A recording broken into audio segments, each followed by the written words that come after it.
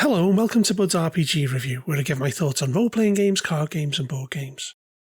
Welcome to part 2 of my review of Night Below. In this video I'll be covering the second book, Perils of the Underdark. Here we have another reused piece of artwork, the cover of R.A. Salvatore's novel, The Chaos Curse. Opening it up, the first thing we see is a strategic map of the Underdark, outlining all of the important encounters and areas that the players may find on their journey into the depths. The second book continues where the first ended, with the players surrounded by Sverfnebelin. The spokesperson for them is a priestess of Caladur and Smoothhands called Carmenerin, and it is clear that they do not want to fight. Carmenerin will ask the players what they have done to date and confess that they are aware of a greater evil deep below and are happy to share their information if the characters seem trustworthy. Carmenerin confesses that they know the Illithids are involved and advises them to return to Millbourne to equip themselves for the long journey below. After the players have been suitably re-equipped, they can return to the Sverfnebelin, who will offer them help if they appear to be at a desperate point, should they do them a favour, and clear out a cave that is infested with trolls that is a bit too close to their settlement for comfort. We then get some general game notes on the Deep Gnomes, as well as a bit of detail on Underdark passages. After this it details the Sverfnebelin city maze, and then we move on to the troll caves. The basic requirement here is to wipe them out. There are two troll tribes here that are at war with one another, the Topknots and the Slaverers. This part of the scenario is called the Troll Kill, and the players can gain some decent treasure should they succeed. After defeating the trolls, the players can return to Carmenerin, who takes them to a hidden entrance that is a direct route to the city of the Glass Pool, as well as giving them a map that details the hazards that the Sverfnebelin have identified. Carmenerin refers to the Derrow as the Dire Gund, and asks the players to destroy all of them, and to then come back and she will tell them more. The players should take each encounter along the way in the order they come in, not only to level up before reaching the city, but also to not leave any enemies behind them. First up is the Grell Nest. Here we have a cave system that is populated by some different varieties of Grell, as well as a horrific deep spawn. Following that is a section that has two races at war, the Quaggoth and Hook Horrors. As with the Grell, it's a dungeon crawl type set of encounters that culminates in the players finding a very powerful sword, Finslayer. Finslayer is a longsword +3, +4 versus Aboleth, +5 versus Drow, that has many abilities that allow its wielder to combat Kuatoa more effectively. Following these fairly standard sets of encounters is one that may intrigue the players, the Smooth Caverns. This area seems to have been semi-sculpted to almost represent the land above.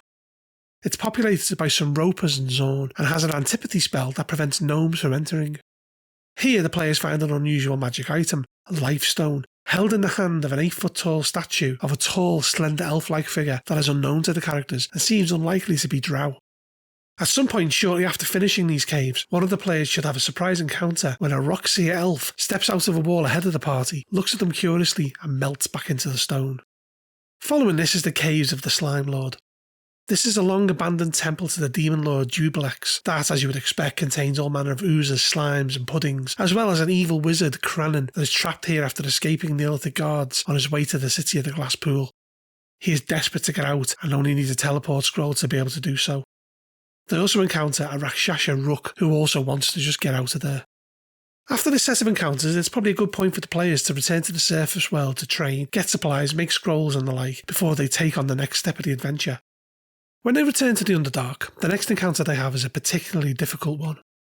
It involves the part of the map that indicates a great lizard. Unfortunately for the players, there are two great lizards in this complex. Azuzir, a venerable Behir, and Fandrush, a mature adult shadow dragon, complete with its Quasit familiar.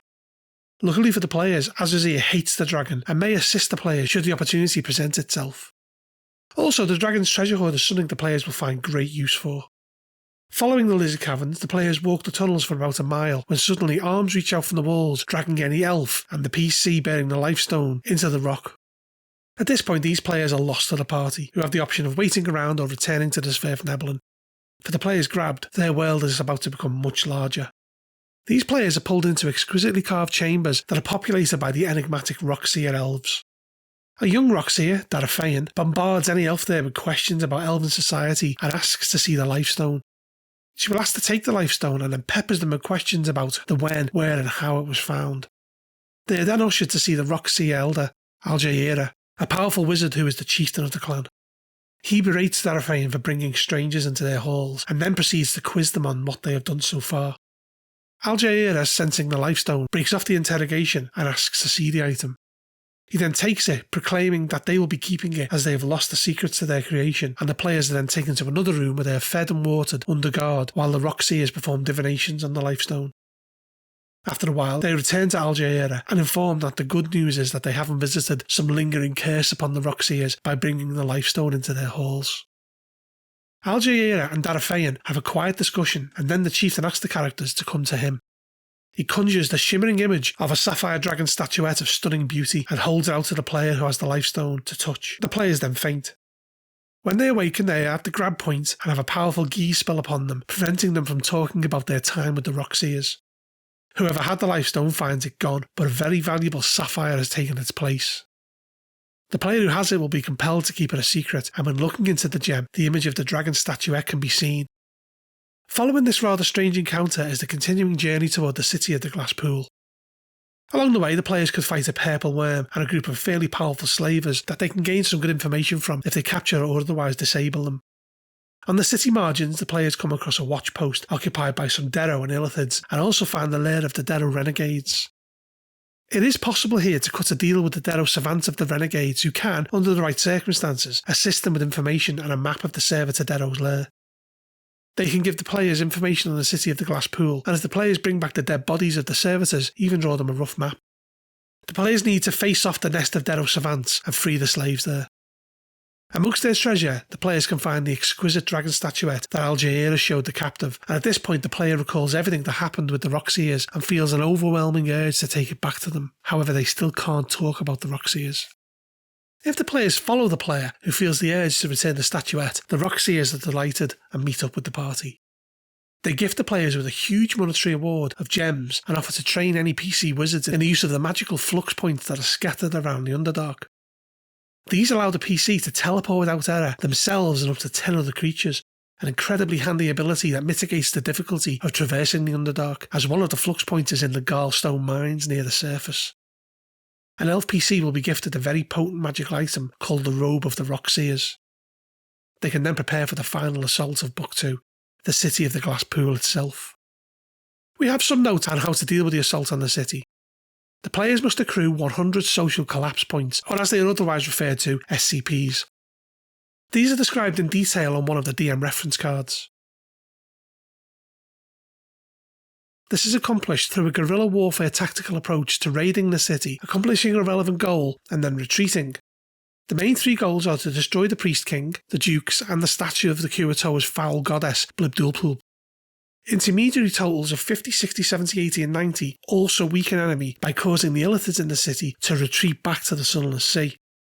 There are, as you may imagine, some complications to deal with. Firstly are the sheer amount of slaves in the city that need to be rescued. Good aligned players cannot, in all good faith, remain indifferent to the fate of them and should do what they can to rescue them, although if relations with the Sverfnebelin and Rockseers are good, then they will be willing to assist. Secondly, there are certain magic items in the city that will expedite their attempts to overcome the city's defences. One of them is the Crown of Derro Command, a powerful magic item which will compel Derro to fight alongside them. Another is the Dominator symbols that the Illithids wear. If the players wear these symbols with prominence, the Kuo-toa and Derro will assume they are agents of the Illithids and avoid conflict if possible. Lastly, there is a powerful version of the common magic item Cloak and Boots of Elvenkind that are of Rockseer design somewhere within the city. This could lead to Daraphaean joining the players, and as she is an 11th level wizard, that will be a huge boon to their efforts.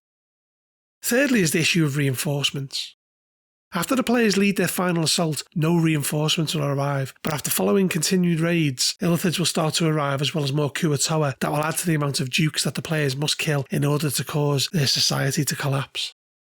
Needless to say, there could be a lot of bookkeeping for the DM, and preparation is very important at this stage.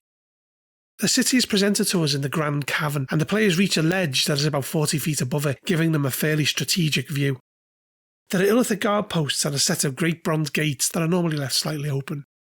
The players will need to pick their spots to strike and could face Derro, Ixan, and even find a group of stone giants that the Illithids call the Dome Heads, who the players can actually set free. The city is filled with pools of various functions, from food growing to young Kuo-toa to relaxation and even sacrifice. Destroying each of these raises the point of social collapse, although these are usually guarded and will provide the players with a fight. There is an asylum where the most deranged Kuo-toa are kept and experimented on. Freeing these upon the streets raises the SCP total further. Eventually the players should come to the Hall of the Dukes, where they can face Helgeborg, Dagorg and Koglugoup, the 3 dukes of the city. These are fairly formidable foes, and the players can even find out that Helgeborg is a coward who hates his father, the Priest King, and can even be persuaded to fight him, though communication could be an issue. The characters can find the slave pens where there are a variety of humans, dwarfs, Svirfneble and elves that need to be rescued. There is a very dangerous location called the Chamber of the Illithids, where the players can fight a powerful Illithid priest of Manticorian called Xanticor, and it is here that the Crown of Derocommand can be discovered. There is the Grand Pool of the Ixan, where the players can fight an Ixan Grand Wizard and his cohorts, and finally there is the Dome of the Glass Pool, where the players face an extremely tough battle against Gugelborg, powerful Kuator priest and his priest attendants, and where a giant statue of Blibdoolpoop springs to life and will attack the party, as well as giant lobsters and water elementals. Finally we come to the Lozenge, the place where the priest's son, Bagorgoop, lives. He is a powerful warrior who wants his father dead.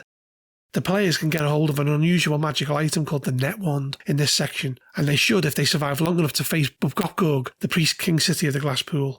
He is attended by a powerful Illithid priest called Ilsenzenden, and together they form a very powerful opposition. Once the players destroy the statue and kill the priest king and his dukes, the city finally collapses into chaos. Beyond the throne room are great gates that lead deeper into the Underdark to the Sunless Sea.